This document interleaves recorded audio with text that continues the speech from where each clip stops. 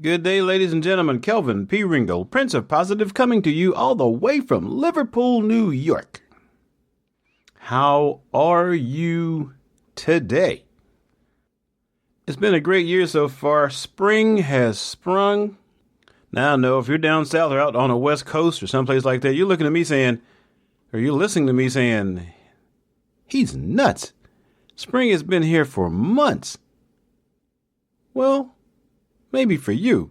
But 2 weeks ago, we got 30-some inches of snow. Okay, maybe it was 3 weeks at this point. Temperatures dropped down to the low teens. And right about now, when the grass is turning green, the sky is mostly blue. Sometimes there's a little bit of rain. Today, it got up to 80 degrees. And you know what? I'm going to take that as a true sign that spring is here. Right here in upstate New York.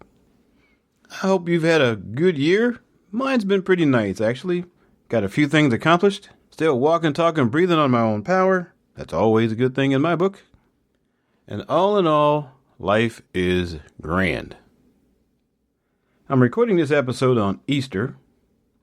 So happy Easter, if you celebrate it.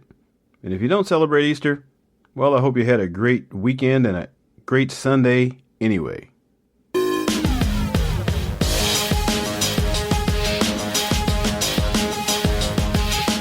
Welcome to the Intensely Positive Podcast with your host, Kelvin P. Ringo. Preset your mindset to make every day count and make positivity your way of life. Are you ready? Let's just do this.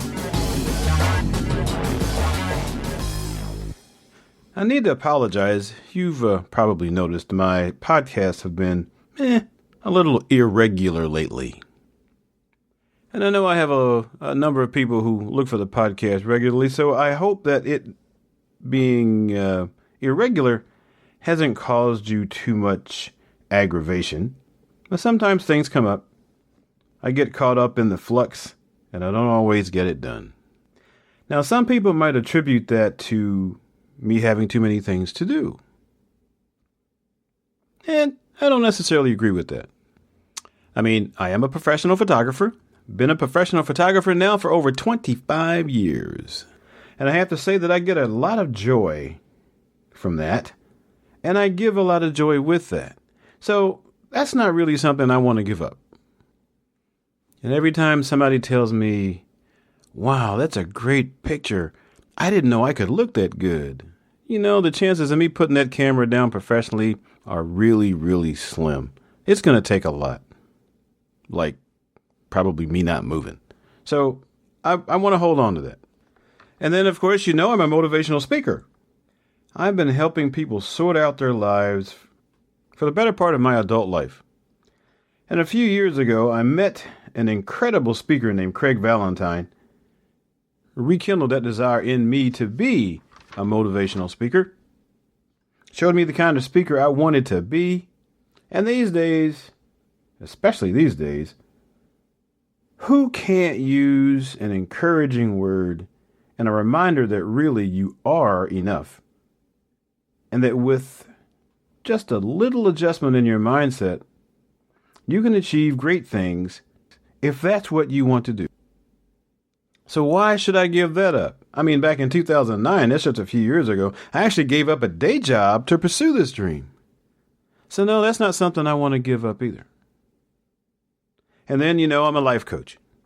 That just takes the speaking off the stage and offers a little one-on-one assistance to help people refocus their intentions and fine-tune their mindsets to accomplish what they want to get done. Why would I possibly want to stop that? I'm involved in, you're probably aware, because I've talked about it before. Like, now I'm a podcaster. That seems obvious, doesn't it, since I'm podcasting right now? But what you might not be aware of is the second podcast I do with my friend Josh Shear. That would be JKWD Podcast, Josh and Kelvin's World Domination. And of course, my daily motivational message that I send out via email Monday through Friday each week. And I've been doing that for 6.5 years so far. That's a lot of episodes, Monday through Friday, 52 weeks a year. I I can't give that up. I've been doing it too long. So I do a lot. But almost everything I do is to help other people feel better about themselves and life in general, or better about life and themselves in general. And I just don't want to give any of that up. Some folks have told me, Kelvin, you need to focus. Pick something. Pick one thing and give it all you've got. You can't have it all. But then I talked to some folks who had it all and were doing it all and loved it all. And they said to me, Kelvin, that's not true. You can have it all, just not at the same time. You can't do it by yourself. You need to be a little organized about it. Now, look, I don't know how long you've known me, but I've been called a lot of things in my life. But being organized is not generally the first word that comes off of somebody's mouth about me. Gotta say, organization, it might have been good back in the old days, but somehow these days, being really, really organized, I'm having some challenges with that. Now, you may have heard me talk about the Mastermind group I was a part of late 2015 on into 2016. I was in it for 6 months. MKMMA, the Master Key Mastermind Alliance. Awesome group of people. And I used to talk about them quite often, but one of the things that the guy used to say, good old Mark, Janasuski, I think. He's going to kill me if he ever hears this and I said his name wrong. But hey, it was Mark for sure. Mark J. That's what we call him. One of the first things that Mark said was, to the whole group, was, nobody does it alone. Nobody does it without a mastermind. And I said, Mark, that's not true. Which, of course, is what you're supposed to say when you don't know any better. And when your ego finds it necessary to make itself heard, even if it's wrong. Egos are like that. Yeah, they are. But without going into a great deal of detail, I found out not too long after that Mark was absolutely right. Nobody does it without a mastermind. I and my ego were wrong. Well, I don't want to be wrong. I and my ego were mistaken. There's many things we can do alone and be fine. There's many things we can do, but not everything can we do. And the reason, quite simply, is this. Individually, we don't know everything. We can't do everything.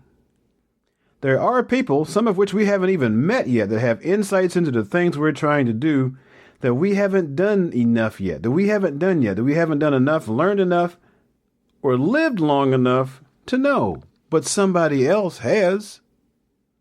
And one of the biggest, most important reasons for a mastermind is that we as individuals are not scalable.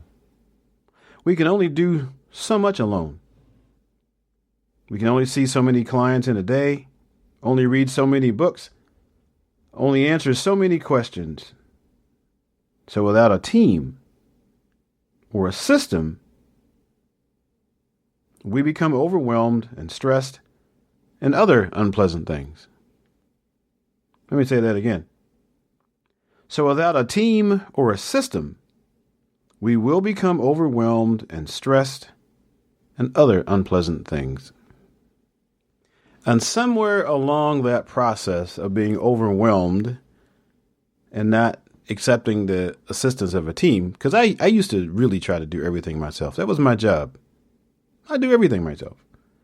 But somewhere along that process, when we run out of time, when we run out of money, when we run out of the scalability we need to get where we want to go, we're going to be falling back on that old excuse. I'm not good enough. I'm not smart enough. I couldn't do it. When the fact of the matter is, you are.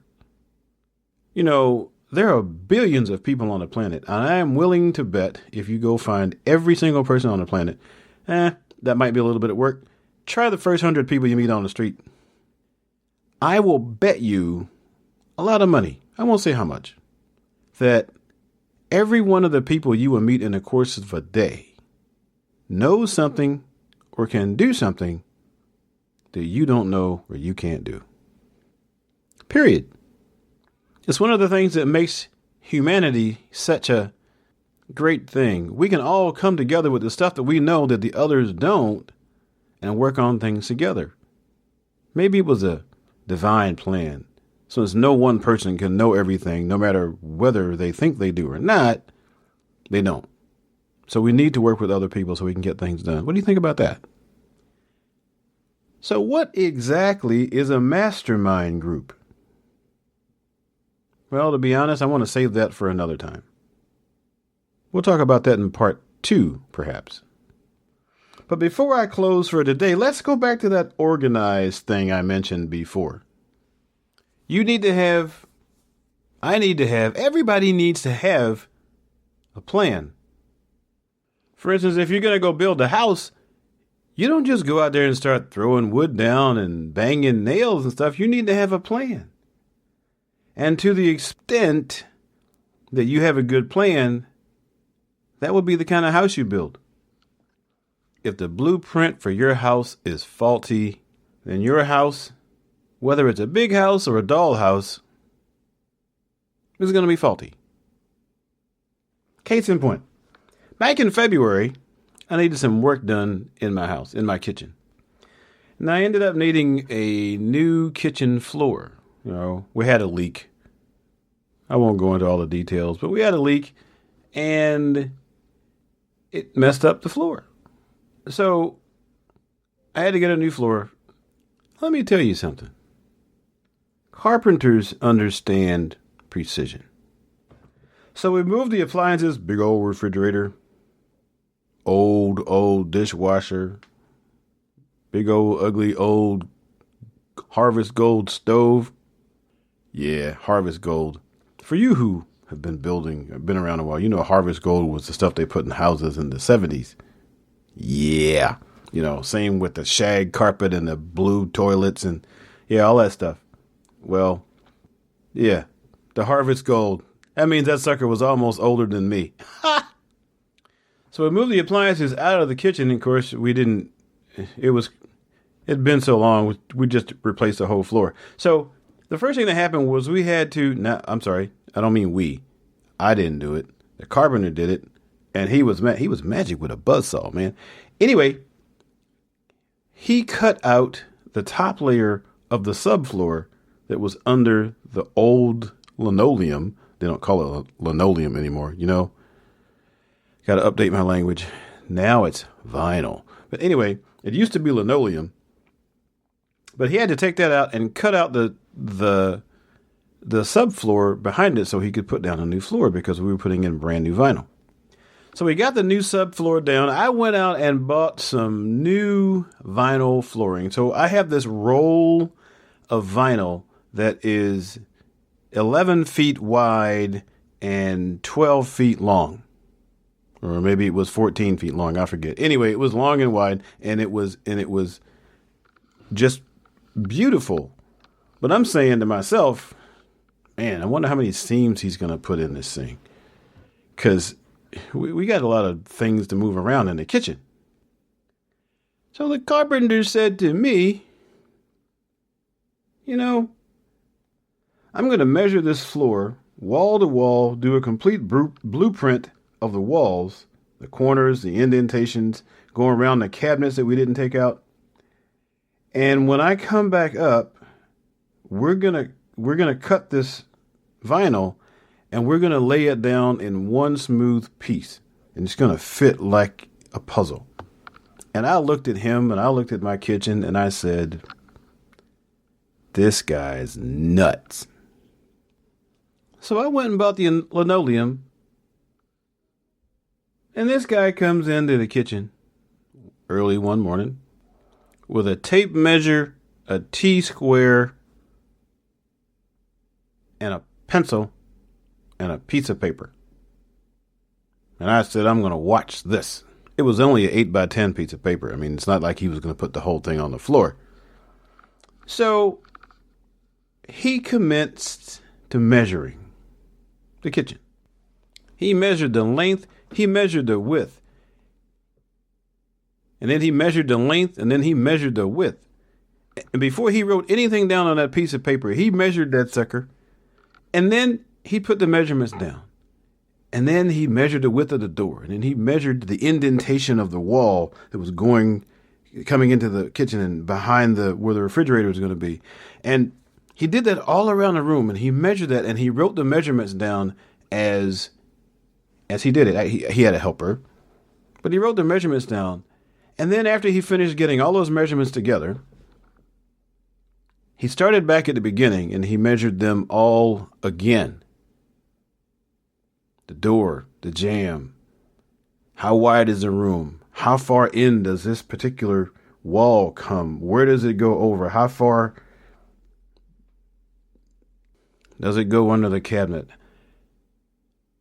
All around the room, just again, and he double checked his measurements. And after he finished measuring that time, he measured again. And then he had someone else measure, and they double checked their measurements. Well, what did you get? Well, I got this. Okay, so by the time he got done, it took him hours. I don't have a big kitchen, but it took him hours. But then he had this little map. And then we took the vinyl, new age term, down in the basement and laid it all out. He made sure it was laying the direction it was going to go into the kitchen. And then he got that same ruler, that same tape measure, that same T-square, and he started measuring again. And he cut off a little excess after he measured that 3 times. And then after he had that all situated, he got that piece of paper.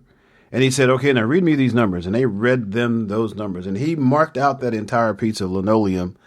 Gosh, just go for it. Linoleum equals vinyl today in my head. That's like, also, fuchsia is pink. Just remember that. It took me 3 wives and a lot of studying to understand that fuchsia was hot pink. No, things change. Anyway, he measured it out again, and he marked the vinyl. And he did that 3 times, too, very painstakingly, as if his life depended on it being right the first time. And then, after he finished marking the linoleum, he went through with a straight edge and that razor knife thing, and he cut the vinyl.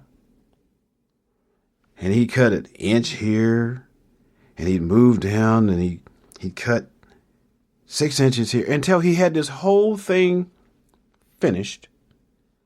And then he rolled it up. He had help. I mean, he wasn't Superman. I watched. I think my son was here to help for part of it. But he rolled it back up, took it up to the kitchen, lined it up on the wall, started at the far end of the kitchen, laid that vinyl down along the floor, and it fit like a piece of puzzle in a jigsaw puzzle. And I stood there with my mouth open going, you have got to be kidding me. Had that been me, we'd have probably still been doing it. And I'd have bought like 5 different areas of floor. And there would have been some seams because I didn't know how to do that. But, he'd been doing this kind of work for 20 years. So guess what? As far as my floor was concerned, he was part of my mastermind group. Actually, he was a technician and genius and measurer and all that other stuff. But it went down one piece, no seams, and then he had to glue it down. That was a crazy piece right there. But it went down just like he had seen it, just like he had cut it. Give or take, half an inch in places. Yeah, that's what happened.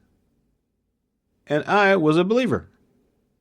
And that's what organization looks like. You know that stuff I said I didn't have a while ago? That's organization. He knew what he wanted to do. And that's what organization looks like when we're planning our goals and our projects. And do you think for a second that was a first-time project? Was that his first? I mean, the first time he did measure the vinyl by himself, did someone double-check his measurements? Did someone help him haul that vinyl? Did somebody help him put it back down the floor? And I tell you, when we start talking about goal setting, which I'm not talking about goal setting exactly right here, but that is a precision with which we need to see or know our projects before we begin. He knew the result. He knew the result he was after. He did his due diligence in measurements. He planned it out one step at a time. He saw it unrolling perfectly in his head. And if you'd have seen him explain it, and the hand gestures, he moved like he was conducting an orchestra, and it's going to lay out perfectly. You can't see my hands moving right now, but trust me, it was good. He's like piece of cake, and I still thought he was crazy. Elevate that level of precision for doing the blueprints for your house. How much variance do you think you can tolerate between the size of the hole that you dig for your basement and the length of the walls that will fit over it? So sometimes in my world, I measure wrong, and sometimes I miss a podcast. Hardly comparable to that house situation, but when I'm ready to scale, clearly my measurements will need to get better. And maybe yours needs to get better too. But we'll talk about that some more another time. Sounds like we got a big old rainstorm coming. It was hot today, so I wouldn't be surprised if a thunderstorm snuck through and just started making noise and messed up my podcast. But you know what? I'm pretty much finished for now, so next time, maybe we'll talk some more about mastermind groups. But for now, thanks for listening. And we'll see you next time. Bye-bye.